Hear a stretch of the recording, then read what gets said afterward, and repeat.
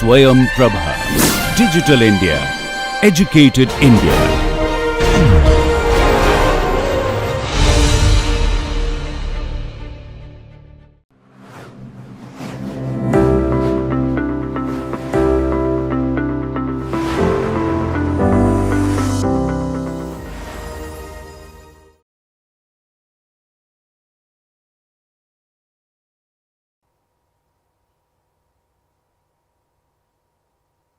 Okay.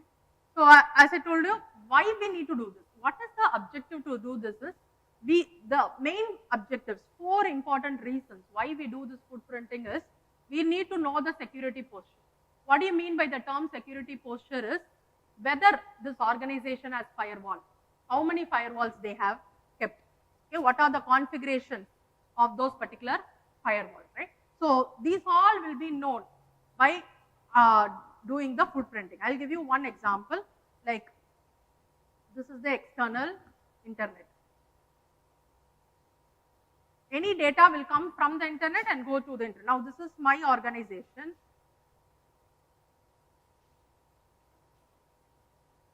So this is the boundary of my organization.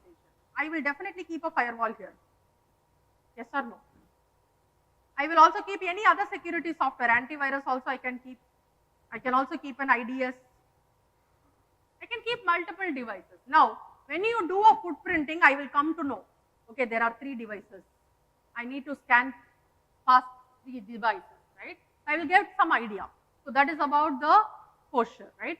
Now, identifying the vulnerabilities, as I told you, right? See whether the firewall is properly configured or not. Is there any vulnerability on the firewall, right? All those I can identify by doing the footprinting, right? And similarly, the topology. Now, if you take the SSN example, assume I told you there are multiple departments. Yes or no? One is CSE, one is IT. Okay, I will find out, okay, what is the network? Okay, these many. There will be some labs in CSE, there will be some labs in IT. So I will try to find out what is the topology of this complete network in SSN. How many labs there are. This is one kind of topology, how they are connected. Where is the main server residing? There will be some main center for every organization from where the data is getting redirected and coming, right? So they will find out where are the routers residing, the gateways. So for CSE or IT, I am giving you some examples, right? So this all topology will be known only when you do the footprinting. The complete structure of the organization you will know when you do the footprinting. Then only we will collect as much information as possible, right? And similarly, now, see, once I know the topology, I can find out where is the weakness. Then I can say, okay, let us attack the department of IT. And now I will come, okay, I will zero down on a particular target area. So after I do the footprinting, I will find out where is the vulnerability. Assume there is a server in IT which has a flaw. Then I will the target area or the attack area will be inside the department of IT. So to find out all these, we need to do the footprinting, right? So next, so I told you 2 types of footprinting. One is passive, another is active. So all logical information. Now if you see this, yeah, see all this information. Do I require any reply from the target for this? I want to know what the partners and clients. I will go to the website, I will Google it, I will find out all this information. Who are the competitors for that particular organization? Okay, what are the products they are currently delivering? Okay, what is their market value of that particular company? Right? What are the job openings? Right? See, this will help to know, okay, I can get inside the organization and also do an attack. Right? So what are the job openings? What are the significant meetings, important meetings? I can also collect all this information from the social media. Like in YouTube, they post lot of videos about a particular company, their new products, right? So these are all examples of passive footprinting or passive reconnaissance. Without the knowledge of the target, you collect lot of information. Now, let us go to the active footprinting, right? So now, assume, how will you know the IP address of a particular organization is, you actually See, if you want to know the name of a particular person, you need to talk to the person and tell what is your name. You collect the name from. So it is like, okay, I talked to this person and collected the details. Same way, you will use lot of tools to collect the domain name, the IP address, the information about a particular person, like their phone numbers, emails, some job information, okay. So these are all can be active information. Sometimes you may collect without the knowledge of the target, but sometimes you may also collect this information with the knowledge of the target. Okay? So that's why I call it as active footprinting. Active footprinting is of two types. One is called as anonymous, that means without revealing your status, without revealing your name, you are collecting some information. Pseudonymous, someone else, you are taking the name of somebody else and getting the information. This is called as pseudonymous. In any way, but in no way you are revealing your details. That's more important, right? So this can be two types of active footprinting. So you will collect all this information from the target. Only when you know all this information, it will be helpful to do the real attack, right? So one example is of getting active footprint is Whois. Have you heard about Whois? Right? You give a particular domain name, it gives you the IP address where this particular website is hosted. Okay. All these information you collected from Whois. Now, Whois is an example of active footprinting because it is actually a database which is stored.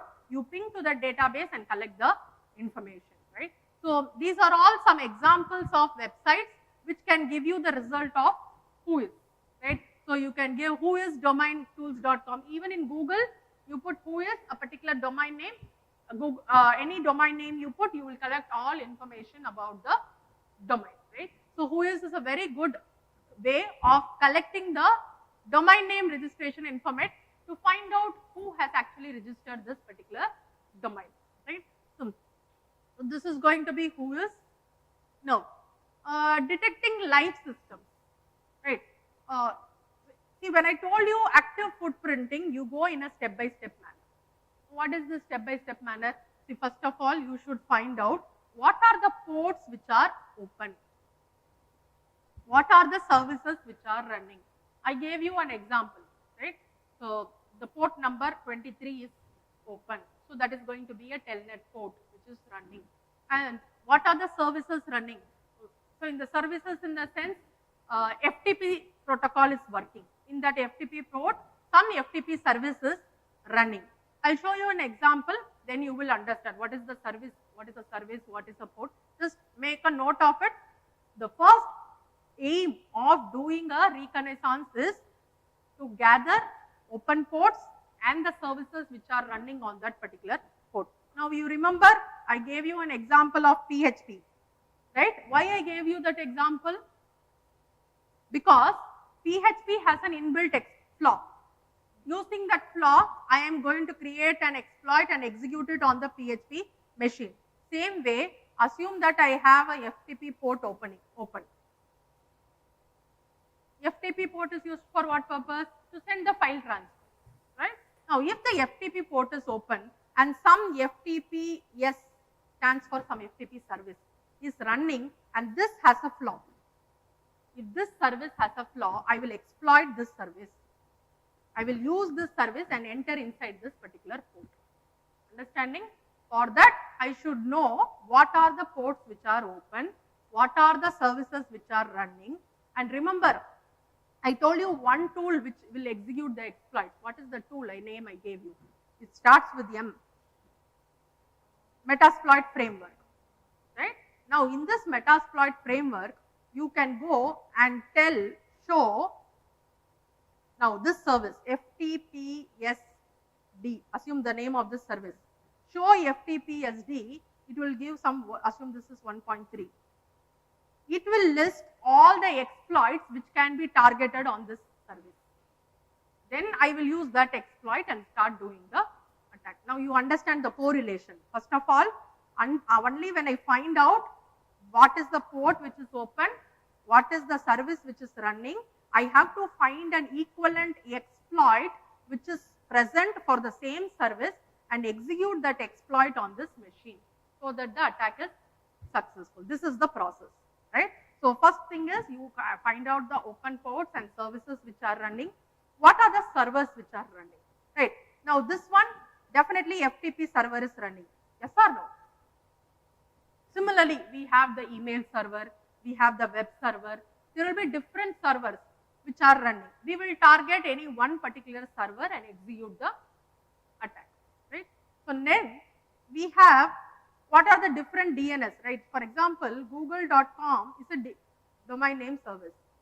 It will be hosted on different IP address, yes or no? In India, there will be some IP address for Google. In other countries, there will be different IP address, okay?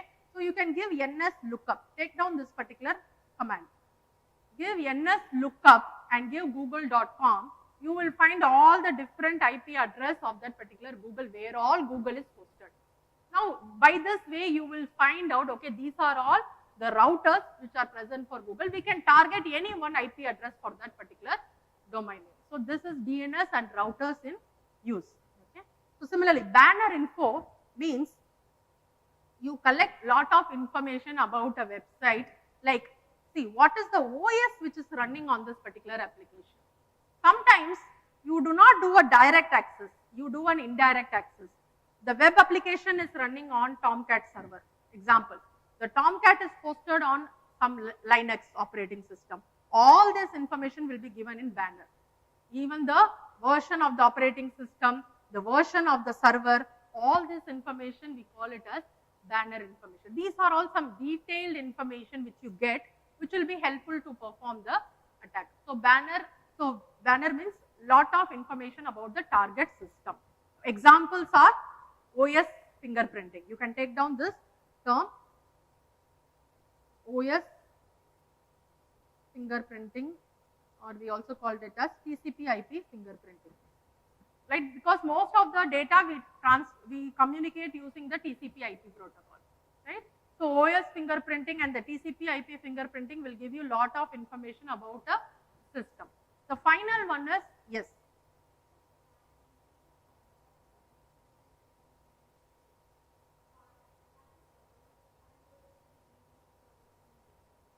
Come again, I am not audible, you are not audible to me.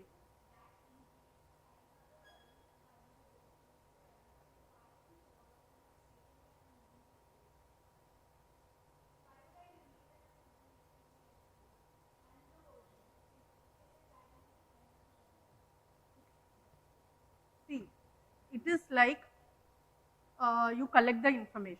I collect the information. It may be there, it may not be there. See, certain exploits will be patched. You should understand that. Certain exploits will not be patched. You have to find out that. Okay, not all exploits will be unpatched. For example, if there is an exploit which was released in 2017, by now this would have been definitely patched. If there is an exploit which released in 2023, it would not have been patched. You have to find that equivalent exploit in this particular MSO. Okay, so it is like some exploit, not all exploits would be unpatched. So sometimes unpatched means it will be able to execute, otherwise it will not be able to execute. This is just the correlation I am giving you. Okay, this is a mechanism to find out what is running, and this is the mechanism to execute the exploit. Until you don't find out what is the service which is running, you cannot find out the equivalent exploit. Okay, so that's the correlation, right? How will you execute an attack? First of all, tell me. You need to know some vulnerability of that particular system, right? So now we are actually checking whether there is a vulnerability on that service. I did not tell that this is a vulnerable service. I did not directly term it as a vulnerable service. I am going and checking here to see whether this is a vulnerable service. If it is a vulnerable service, I will execute the attack. If it is not a vulnerable service, I will not. I will see other ways of doing it. Okay.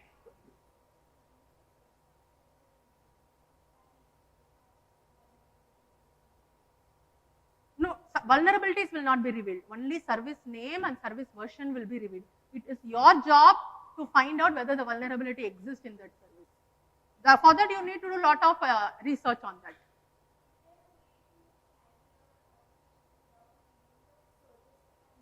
No. This port scanning will reveal all the services which are running. That is the aim of that particular tool. See, like if I cannot, you are asking me to tell, okay, see, I work in India, I will not reveal which part of India I am working. No, you have to reveal which part of India you are working. It's like abrupt information. The tool will definitely go and collect all that information and come. Because I have location tracking, one example, even if you don't reveal information, I am in India, I can find out in which location of India you are. The tool will do that information for me. Right? So it will go and collect the service and come to me and give it to me. So even if you tell don't give the service, by its mechanism, it will tell, see, when something is running, you can find out. That's what I told. When something is down, you cannot find out. This service is running. So it gives you the result. If some service is not running, it will not give you the result. Whichever device is up and whichever service is running, only those results will be captured. So if you tell that I am going to be, see, switch off your system, there will be no cyber attack. Yes or no? Only when you switch on your system, there will be a cyber attack.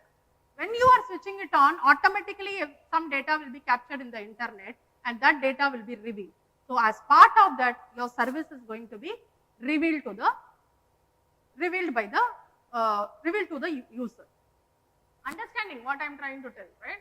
So you cannot tell that, okay, services don't reveal, but if you are switching down the service, you are closing the port, it will not be revealed. But you cannot tell that, okay, I will not use internet, I will use laptop. Can anybody tell me that? Nobody can tell. You will definitely use internet with your own security mechanisms, right? So you will be trying to, the final stage, so this is going to be 1, you do the servers, 3, 4, 5. Spidering a website is like crawling a website. It is also called as website footprinting. Website footprinting means, like again, when this website was posted, what server actually is currently used by this particular website? What are the technologies used in this to develop this website? What are the client-side technologies? What are the server-side technologies? Remember, I gave that example of PHP. Because I know that person has developed this website using PHP, I go and find out whether there is an exploit in that PHP. Right? So you reveal some information, I go and check for the vulnerability in that particular programming language. Right? So you have to do the crawling. You have to collect lot of information about a website. We have some tools I will show you when I go to the later sessions. Just remember, so we will do all this. Crawling is collecting lot of information about a website. What type of information I will show you. Right. So as I told you, active footprinting can also be done by social engineering. Right. You collect lot of information by being, so people give the friend request in Facebook, they try to be a friend and collect lot of information. Right. So the act of making other person believe and reveal the information, if there is going to be a confidential information, so it is going to be a type of social engineering. Again, people use lot of information from the internet. These are the different mediums by which we can collect the information. Yes.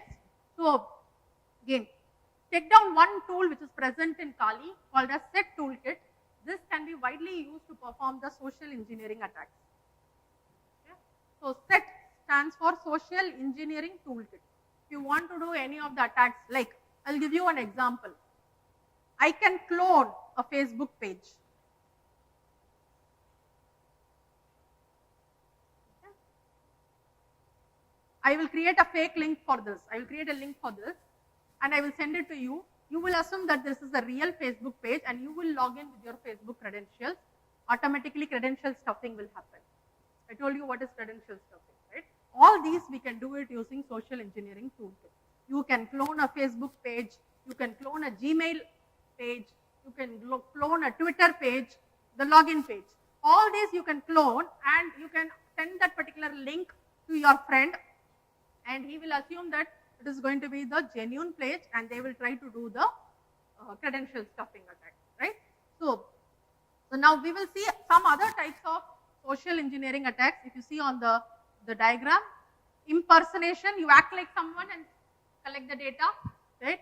Eavesdropping, like collect some sniffing information, you be a passive, just see what other people are posting on that page and collect some information. Shoulder surfing, now this is going to be a kind of, my neighbor is sitting next to me, he or she is going to do browsing some Gmail activity. I'm just peeping in, looking in, and collecting some information. Shoulder surfing, right? So that's a kind of, again, a social engineering activity. See, some people, they can just see the finger strokes on the key and they can find the passwords. See what keys they are pressing. So that's kind of a shoulder surfing. They try to collect some information from their neighbors, right? Dumpster diving, here is like what you think as garbage can be some confidential information. You take some papers, you just don't, what to say, you don't just put the paper completely on the dustbin. You don't tear it into pieces. You had your Aadhaar number, you had your PAN card in those papers.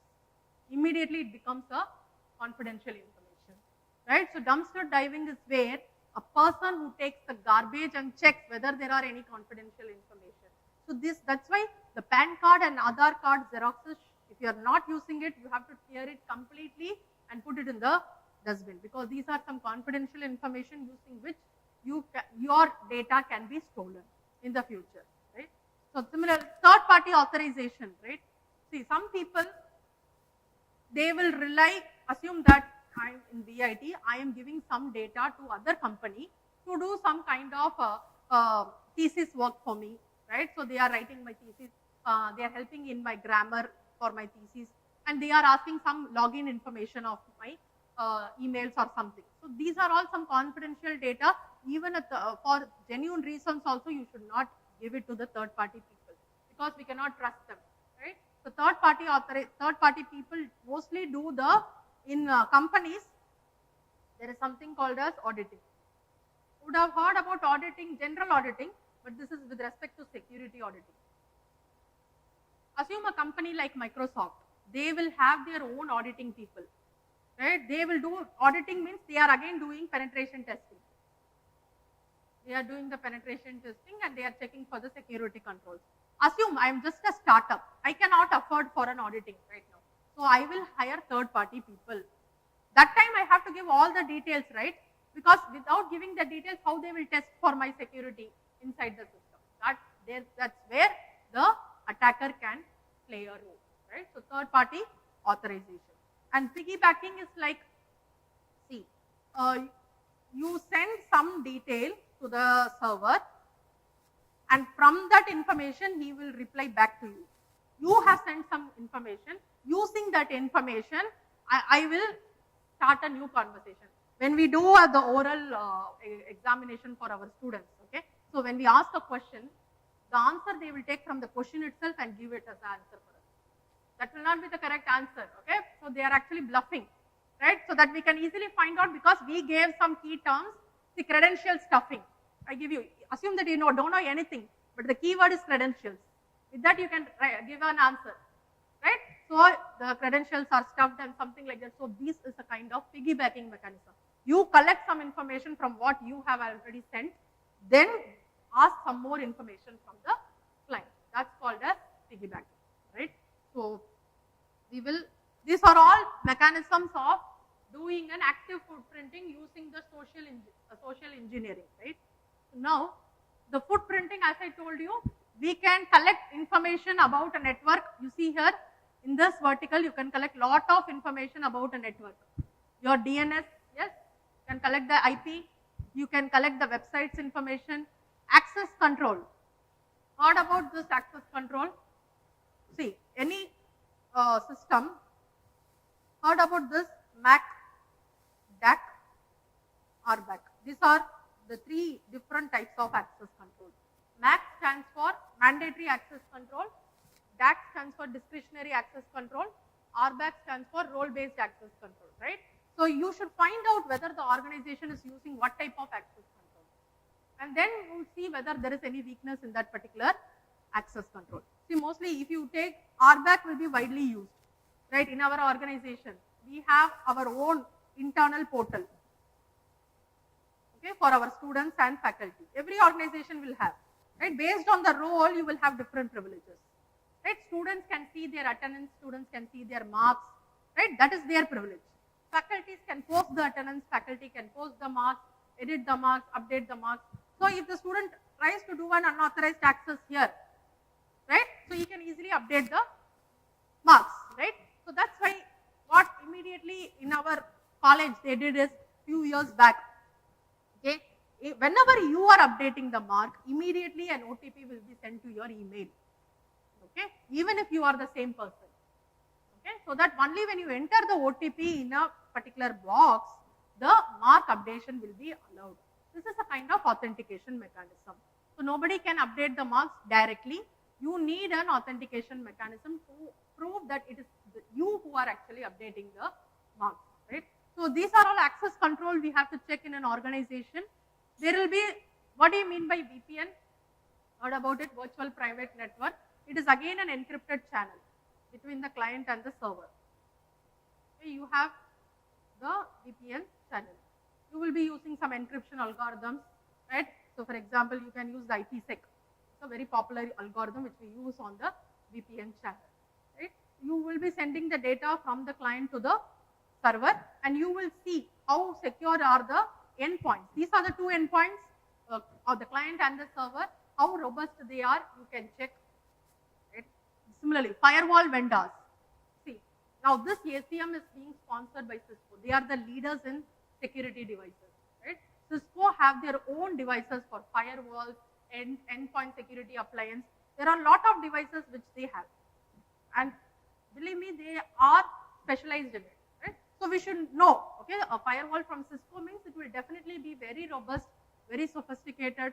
Similarly, again, there are other leaders like Palo Alto, you would have heard about it. There are also, please do some homework on what are these companies doing.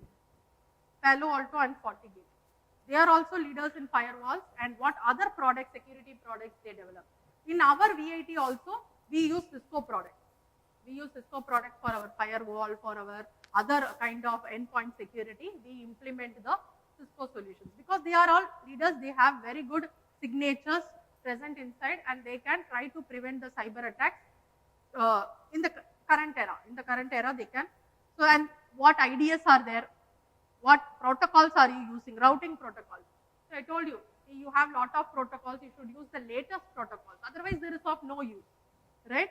So similarly, we should see analog or VoIP, which phone system we are using, and then you go to the organization. Organization structure.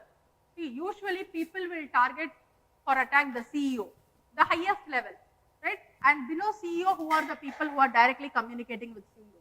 Then what is the hierarchy of the organization? How many employees are there in the organization? Who is there in the middle of the organization? Who is there in the top level of the organization? So that you can target them, right? So, and again, there are a lot of tools to find out the websites, okay, the phone numbers. These all you will collect in the online tools we have. Lot of online tools we have to collect the employee information. Assume that a person is working in a particular company, you can get the email ID, you can get the phone number, you can get the location.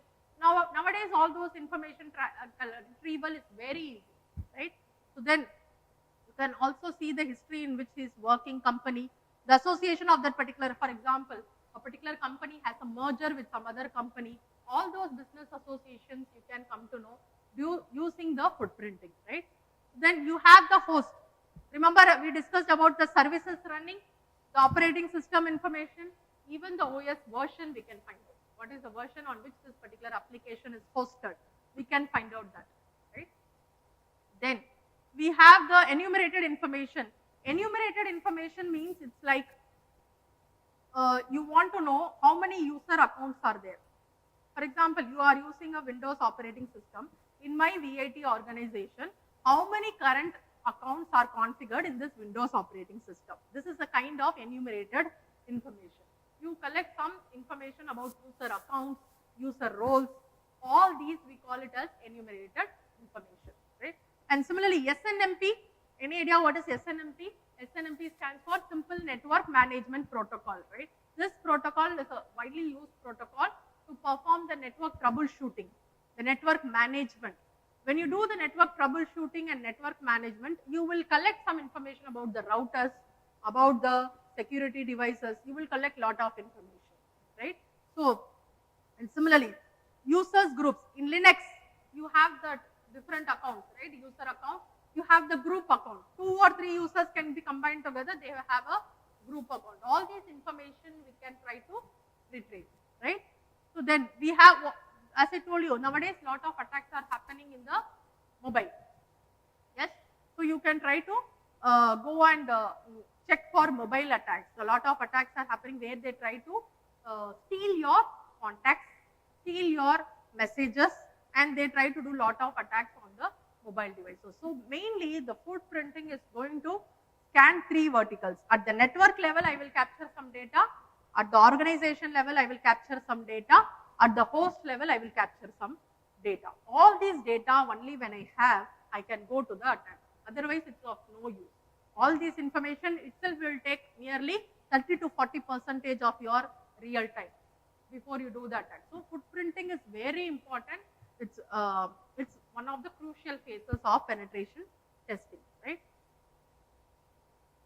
So in footprinting, I told you, like we have website footprinting, right? Website footprinting means what? You collect lot of information about websites. So we have some tools to do that. See, you do a web mirroring or website cloning. You clone the website. You collect some information about just now I gave an example of set toolkit. I cloned the Facebook page. I cloned the Twitter page. Why? Because I want some credentials to be collected, right? So that's going to be, so these are all some of the tools, Black Widow, HTTRAC, WebRipper. You can try to do some kind of exploration on these tools. And we can also collect some information from a particular website called as Wayback Machine. You put in Google Wayback Machine and try to give a DNS name for the this particular tool, okay? So for example, google.com. Go inside Wayback Machine and put google.com. You will find out like when google.com was hosted in internet, who was the provider, okay? Who gave you some results, all information on when this website was hosted, when this was last modified, all the technologies used in the particular website, all those things we can collect. At the end of the session, we will go and do a small demo on Wayback Machine, right? So just take the name, Wayback Machine. So yes, I have given the Wayback Machine google.com. You can collect lot of information about the various dates, when sensitive information was removed, when sensitive information was added. All these you can collect from this particular tool called as online tool called as Wayback Machine. This is a type of archive with all the information of the websites which are archived and also which are current will be given by the Wayback Machine. Okay. No, Wayback Machine. Just put Wayback Machine. Inside that you give any website name, google.com, SSN.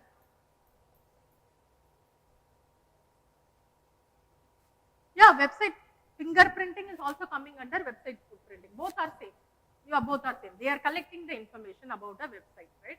So your website footprinting and website fingerprinting both are same. Yes. Similarly, we have email footprinting. Now this is also very important. You remember the first slide which I showed the cybercrime statistics. What is the main attack vector we discussed? Email. Email is one common by which all the attacks are happening, right? So if you see this, email header will show lot of information about what are the servers and where those email servers are residing. This is an important information. We can hack this, right? So what all information will be there in email header? Can you read this? Names, to address, from address, address, the IP, the mail timestamps, the authentication mechanism. You would have heard about the, PGP. What is PGP? Pretty good privacy. These are all some of the email authentication mechanisms we have, right? So what you can do is, so you can use this particular software called as Email Tracker Pro. Is a Windows software. This software, if you install, this will trace your email back to its point of origin. See, some people keep on sending forwarding messages, but you don't know who is the origin of the message. Nowadays, this is happening in WhatsApp. We send lot of fake messages, but we are not able to find out who is the origin of this particular fake message. But in email, we have that facility. Email Tracker Pro, we can try to find out who is the origin of the source point of sending this email messages, right? Similarly, email tracking, as I told you, You can track various bits of information, including the IP address, where it was opened, where it went, all these. So nowadays, even in your mobile phone, if a person sends a message, a normal message, it's not a multimedia message, just a text message if it sends, and you click that particular message, automatically the attacker will know what is the make of your particular model, mobile, okay, when it was bought, all these information the attacker will know. So, except iPhones, okay, all Android phones are vulnerable to this particular cyber attack. So, even a normal message can, if you click, the attacker will collect lot of information about the owner of the device, right. So, we discussed about different types of footprinting. The next important type of footprinting is network footprinting. What are the previous types of footprinting? We have already discussed website and email. We also have network footprinting, right. So, under network footprinting, we want to know, see, you have assume you are currently in Chennai. You want to ping a machine, an IP address which is present in somewhere in Singapore, right. So, there will be a location or there will be a path which is taken by the packet to reach this particular DNS which resides in Singapore, right. So, that we can find out using a particular command called as traceroute. Okay. So, this traceroute is a very good command which you can even use it in your command prompt of Windows and find out what is the path which is taken by your packet to reach the destination. Okay. So, you give ping. I heard about ping. You ping a particular IP address, right. So, again you want to know what is the path which is taken by that particular client to reach the server. So, traceroute, I stands for ICMP here, and you may give this is optional, but this is the website which you want to ping. You want to reach this particular website, okay. So, now you see the output of this in the right corner, traceroute to nsa.government. Now, it is the IP address of this particular website. 30 hops. It will take at least 30 hops to reach that particular server. How many packets I am transferring? 60 byte packets I am transferring, right. And if you see here 1 to 30, it will show all the hops, the intermediate hops until it reaches the destination. And it will finally tell how many milliseconds it took to reach the packet to the destination. So, this is a kind of what? Network footprinting. You try to find out the path which has been taken by the packet to reach from the client to the destination.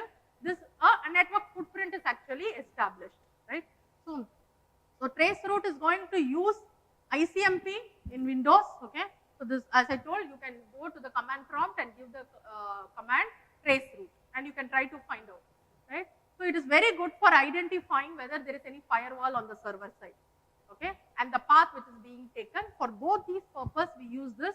So, IP address which you give are usually you use the ARIN IP address terminology, right. So, or we can also use the RIPE terminology to because that's the class, the addressing modes, because networks all of you would have studied, right.